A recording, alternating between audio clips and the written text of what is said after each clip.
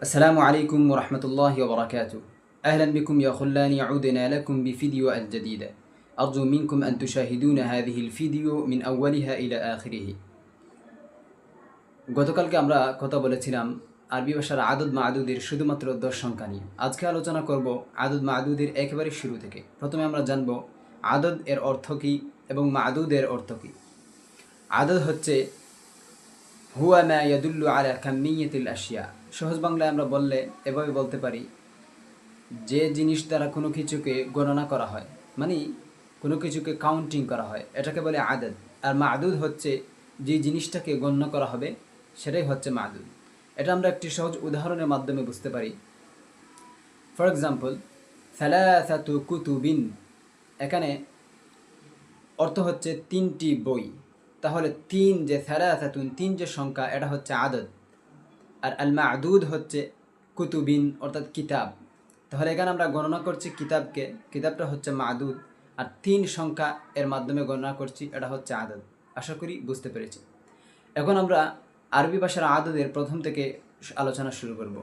প্রথম যে 2 সংখ্যা, সেটা হচ্ছে 1 এবং 2, তথা ওয়াহিদ এবং ইসনান।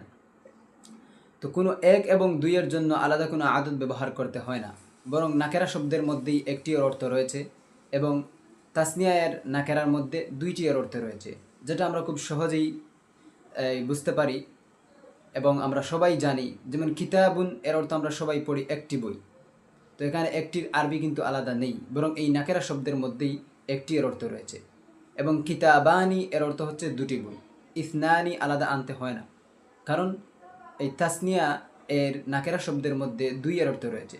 কিন্তু কখনো কখনো কিতাবুন ওয়াহিদুন, কিতাবানি, ইসনানি এভাবে আলাদাভাবে আদদকে উল্লেখ করতে হয়, সেটা নিছক তাকিদের জন্য।